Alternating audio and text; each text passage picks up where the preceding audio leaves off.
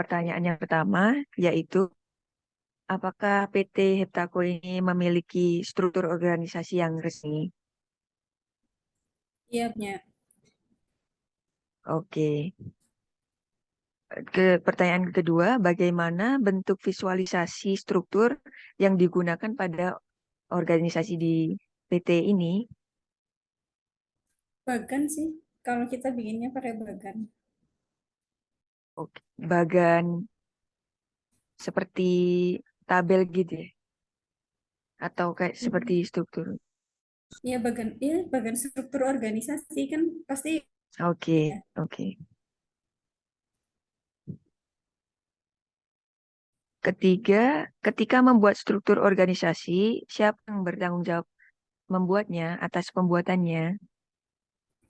Kalau yang bertanggung jawab tentu organisasi itu atas persetujuan CEO ya.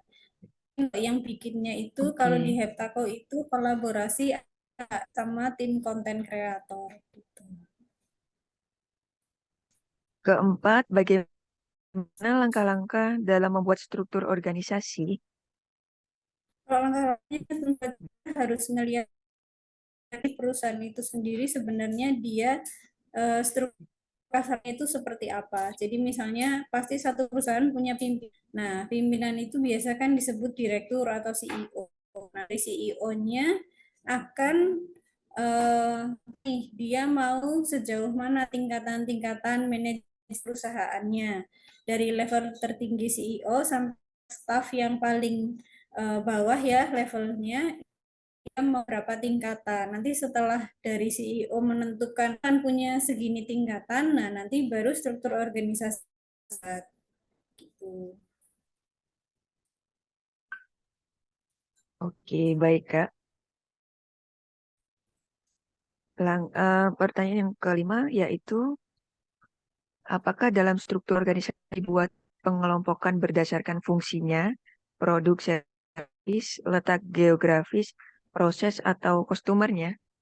Iya, dibikin. Karena kita kan kalau bikin struktur organisasi kita pisahin per departemen ya. Jadi masing-masing departemen pasti punya fungsi dan tanggung jawabnya sendiri. Mereka handle pekerjaan sesuai sama skill orang-orangnya dan apa yang dibutuhkan sama perusahaan juga. Jadi struktur organisasi pasti mengikuti setiap departemen yang dibuat dan dibutuhkan sama perusahaan. Eh, Berarti sebelum itu seorang direktur itu setelah mengetahui kelebihan dan kekurangan staf masing-masing. Kalau direkturnya nggak perlu tahu, tapi HR-nya perlu tahu. Karena kan nanti Oh, HR-nya ya. penempatannya dari HR ya. Gitu.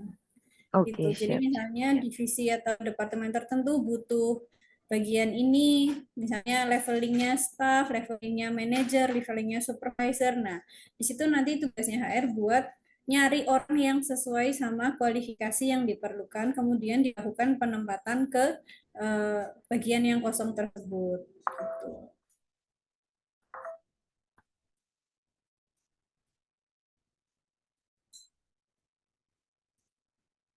Baik, ke pertanyaan keenam.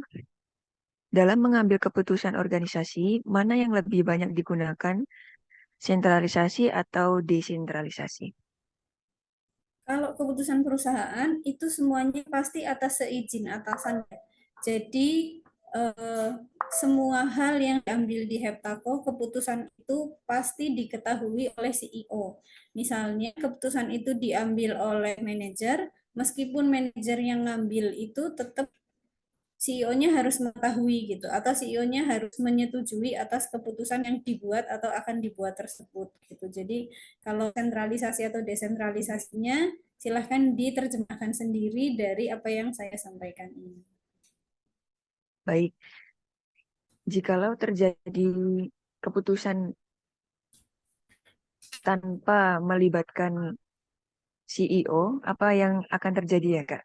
Kira-kira. Kalau misalnya keputusannya nggak kamu libatin nih CEO-nya, sebenarnya kalau kamu bisa mempertanggungjawabkan keputusanmu itu nanti, nggak ada case, nggak ada masalah gitu, itu fine-fine aja sih, baik-baik aja. Tapi kalau misalnya ketika kamu tidak melibatkan CEO atau nggak nginfo atas keputusan yang diambil, terus terjadi case, terjadi masalah, nah itu nanti kan selain kamu harus bertanggung jawab sama masalah yang kamu bikin, kamu kan juga harus bertanggung jawab secara profesional ya. Bisa jadi kamu kena SP atau misalnya langsung di PHK dari perusahaan karena mungkin kesalahannya fatal kayak gitu. Jadi ada beberapa konsekuensi tergantung dari tingkat permasalahan yang terjadi gitu. Oke, baik Kak. Pertanyaan ketujuh, ya berdasarkan struktur organisasi, apakah perilaku dalam bekerja mengarah pada formalitas tinggi atau formalitas rendah? Kalau di Heptaco itu kita sebenarnya perusahaannya nggak formal-formal banget. Maksudnya karena kebanyakan range usia pekerja di sini itu di usia 20 sampai 30-an tahun. Jadi kita tuh sebenarnya masih sangat apa ya, kasual aja sih, maksudnya santai aja. Peraturan itu ada, SOP itu ada, hal-hal yang harus ditaati itu ada guidance-nya, tapi kamu boleh mengekspresikan diri sesuai sama keinginan kamu. Jadi nggak harus selalu kayak strict kayak di perusahaan-perusahaan konvensional gitu, tapi tetap ada aturan yang menjadi framing ya, jadi batasan antara apa yang boleh kamu lakukan dan tidak boleh gitu. Selebihnya sih lebih banyak berkreativitas sendiri sih kalau teman-teman di sini. Oke, Sebelum sebelumnya saya ingin bertanya, jikalau seperti itu, jikalau Lagi sistem itu yang diterapkan, gimana? maka apakah ya, jikalau itu, jikalau sistem seperti itu diterapkan dalam perusahaan Heptaco, apakah ada konsekuensi yang berat jikalau ada karyawan yang tidak bisa menempatkan diri, semisal di universitas ini kan memang tidak formal-formal sekali, tapi memang tetap ada aturan yang harus ditaati kan. Tapi tidak bisa dipungkiri bahwa pasti ada mahasiswa atau mahasiswi yang melanggar atau belum bisa menempatkan diri. Iya, sebenarnya sama sih ya, kayak teman-teman masih kuliah. Ada yang namanya batasan absen. Nah, kalau di Heptaco sendiri, kebetulan kita itu punya batasan absen itu lewat 5 menit masih boleh absen. Tapi setelah 5 menit itu sudah tidak bisa absen.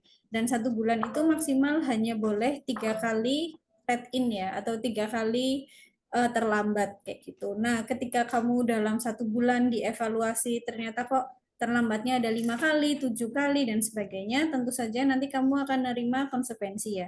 Untuk yang paling basic itu ada teguran lisan. Jadi misalnya kita panggil dulu nih anaknya, kayak kamu kok bulan ini ada cuti terlambat, kenapa alasannya, dan dari HR juga akan menelaah ya, mungkin alasan-alasan tersebut akal apa enggak gitu. Kalau misalnya setelah teguran lisan ini di bulan berikutnya mereka masih ada kayak terlangi dan sebagainya, ya kita berikan surat peringatan. Dan surat peringatan bertingkat ya, surat peringatan 1, kemudian surat peringatan 2, dan surat peringatan 3 itu beserta surat putusan hubungan kerja. Jadi semua karyawan itu udah, misalnya mereka udah sampai dapat SP2, berarti mereka nggak boleh sampai ngelakuin kesalahan supaya tidak sampai SP3 dan SPHK gitu. Kalau misalnya konsekuensi yang berat kayak misalnya tindakan pencurian ya, atau tindak pidana misalnya kayak gitu, itu kan udah langsung nggak boleh. Jadi langsung kita kasih SP3 plus SP kesalahan yang dia buat gitu. Meskipun mungkin perusahaan santai terus tidak terlalu formal, pakai baju mau seperti apa juga boleh-boleh aja. Selain sama Kamis kan kita pakai seragam. Tapi kalau hari itu kalian boleh pakai baju yang mengekspresikan gitu. Nah, kalau misalnya eh, peraturan yang sudah santai tapi masih tetap dilanggar juga dalam berbagai, otomatis ada konsekuensi yang diberikan. Ya. Karena tadi itu adalah pertanyaan struktur dan desain organisasi. Terima kasih Ibu udah menjawab pertanyaan tersebut. Dan sekarang akan berlanjut ke pertanyaan organizational change. Itu tuh adalah perubahan organisasi gitu ya Bu. Pertanyaan pertama itu ada, apakah organisasi dengan mudah dapat beradaptasi dengan perubahan? Contohnya kayak pandemik gitu. Kalau beradaptasi sama perubahan, otomatis kita harus beradaptasi ya. Kayak di tahun-tahun pandemi itu, Heptako itu menerapkan eh, beberapa sistem kerja yang berbeda tergantung dari tingkat tingginya level pandemi itu. Kayak dia levelnya lagi tinggi atau juga nih lagi tinggi nih kasus COVID-nya. Jadi kita work from home ya, jadi WFH. Tapi kalau misalnya udah mulai melandai, kita sempat kayak 50-50. Jadi misalnya satu orang itu jadwalnya dapat Senin, Rabu, Jumat. Nanti yang grup satunya Selasa, Kamis, Sabtu. Nah itu untuk biar 50% gitu loh yang ada di kantor. Tapi kita juga pernah juga kayak misalnya jam kerja yang harusnya 8 sampai 4 karena ini pandemi jadi kita cuma 10 sampai 3 untuk menghindari kontak sama teman-teman yang terlalu panjang gitu. Jadi kita kalau di pandemi kemarin otomatis kita harus mengikuti peraturan pemerintah juga ya. Jadi perubahan itu pasti terjadi sih. Terus selain itu kayak sekarang nih, kita kan jualnya online dan TikTok Shop tutup. Nah, padahal TikTok Shop itu menyumbang sekitar 40% pendapatan di Heptako. Jadi kita itu harus punya berbagai strategi, berbagai cara biar kita bisa tetap survive, penjualan tetap bagus, kita langsung cari cara lain gimana caranya menghadapi TikTok Shop yang tutup ini gitu. Jadi kalau namanya sama perubahan, otomatis dari perusahaan pasti akan langsung gercep buat nyari solusinya gitu. Kalau untuk permasalahan kayak tadi TikTok Shop itu sendiri, solusi yang dikasih apa yang sudah ditemuin apa ya gitu di Heftako ini? Kalau kita tadinya kita hanya berfokus untuk live streaming itu di TikTok nomor satu, nomor dua di Shopee. Tapi dengan tutupnya TikTok Shop, jadi kita mengalihkan dengan live streaming itu di Shopee yang nomor satu, TikTok nomor dua, kemudian di platform lain ya. Kayak sekarang kan Lazada ada Les Live, terus Tokped juga ada live-nya juga. Nah, kita mulai merambah ke marketplace yang sebelumnya tidak kita perhatikan gitu. Dan begitu TikTok Shop tutup, di TikTok orang juga kan mau belanja gimana nih caranya. Nah, kita tuh ngasih mereka link. Jadi kita langsung ngasih link Shopee aja check outnya, lainnya tetap di TikTok. Kita ada bionya kita langsung kita sematkan ya. Kalau tadinya kan memang di TikTok itu aturannya strict banget. Jadi nggak boleh sebut nama marketplace lain, nggak boleh sebut toko oren, toko hijau, dan sebagainya. Nah, begitu TikTok Shop tutup, kita langsung gimana caranya supaya deal-dealan sama TikTok, kita boleh pasang kata-kata Shopee, boleh pasang bio link langsung ke Tokopedia, kayak gitu. Oke, Ibu makasih atas jawabannya. Lanjut ke pertanyaan berikutnya. Ada nggak sih kayak tantangan terbesar selain kayak TikTok Shop itu tutup tadi, ketika di organisasi harus mengalami perubahan? Gitu. Kalau tantangan terbesar ketika ngalamin perubahan sebenarnya tergantung perubahannya apa dulu ya. Ketika misalnya kamu melakukan sebuah perubahan besar itu contohnya kayak kita ngerubah struktur organisasi perusahaan. Jadi misalnya awalnya cuma pakai 4 level, kemudian karena orangnya semakin banyak, perusahaannya semakin berkembang, kemudian kita tambahin level-level sampai kan berarti ada penyesuaian yang biasanya mungkin dari supervisor bisa langsung ke manajer, sekarang harus ke deputy manager dulu. Berarti kan jenjangnya tambah tinggi lagi tuh. Misalnya perubahannya di struktur organisasi perusahaan. Atau perubahannya misalnya di core bisnis perusahaan. Nah, itu juga beda lagi penanganannya. Misalnya kayak tadinya kita jualan software house, terus kita sekarang jualan e-commerce enabler kan itu juga sesuatu yang berbeda. Nah, perubahan itu pasti ada tantangannya. Nah, tantangannya itu pasti adaptasi orang-orangnya. Mungkin yang tadinya kita banyak hire developer, terus karena kita berubah core bisnisnya, jadi harus adaptasinya dengan kita hire CS. Nah, kan penyesuaian lagi tuh antara satu sama lainnya. Antara ketika kamu banyak bekerja dengan developer yang orangnya pendiam, kemudian di perusahaan kamu ada yang orangnya rame berisik. Nah, itu kan adaptasi ya. Paling perubahan di situ sih tantangannya lebih ke adaptasi satu sama lain. Oke. Ya baik Bu. Pertanyaan berikutnya itu ada kayak apakah diperlukan agen perubahan untuk membantu organisasi beradaptasi dengan perubahan gitu? Kita agen perubahan itu paling dari manajerial holding ya, karena kan Heptaco ini kan nggak berdiri sendiri. Kita punya perusahaan holding yang mana perusahaan holding juga ada kayak yang bisa memberi advice buat Heptaco, misal dari sisi ini itu, dari sisi banyak hal kayak tadi ngadepin pandemi, mungkin holdingnya seperti apa itu kan nanti kita bisa mengambil seluruhnya advice yang diberikan atau mengambil sebagian yang sesuai bisa dengan Heptaco gitu. Jadi kalau managing company-nya Heptaco sendiri. Oke, terima kasih ya.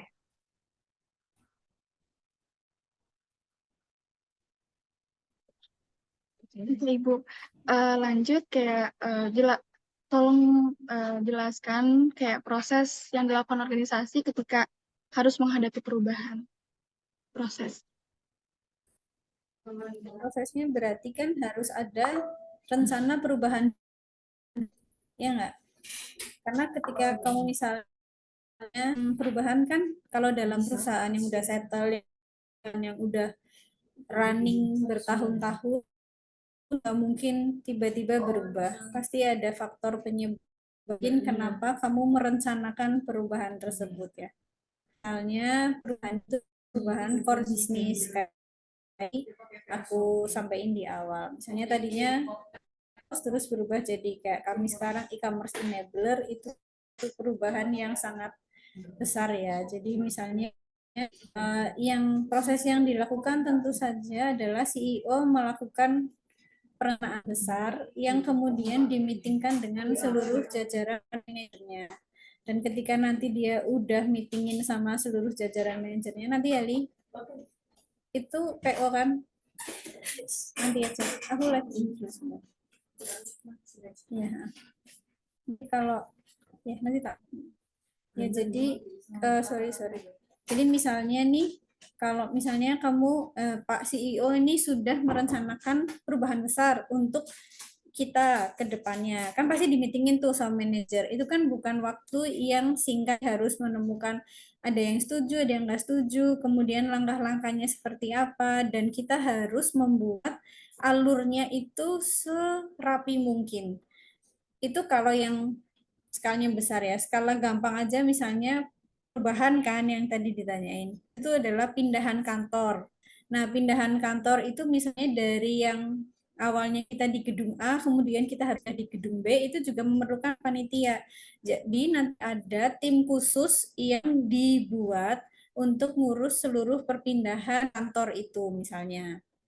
Dari mulai pengadaan apa sih namanya vendor untuk mindahin peralatan-peralatan atau aset-aset yang kita punya. Terus ada tim yang melakukan pendataan untuk aset-aset yang dipunya apa aja, yang harus dipindah apa aja. Ada tim yang melakukan perencanaan juga nanti ketika kita pindahan itu aset ini mau ditaruh di mana atau denah gedung seperti apa yang baru. Kemudian nanti kamu harus settingnya seperti apa, lebar ruangannya seberapa, alat yang ada apa aja. Nah, itu kan juga butuh tim khusus. Jadi Intinya setiap proses perubahan yang terjadi itu pasti akan dibentuk suatu tim khusus yang bertugas memastikan perubahan itu berjalan smooth dan lancar di perusahaan gitu. Jadi dan itu harus diketahui ya sama CEO. Jadi enggak meskipun udah dibikin apa sih kalau di kuliah tuh panitianya, panitia pindahan gitu misalnya, tapi tetap harus diketahui sama CEO-nya gitu. Kan Oke, gitu sih kalau prosesnya di kita lebih banyak ke perencanaan besar, bikin tim, terus nanti tim yang jalan, terus nanti report ke atasan harus seperti apa gitu.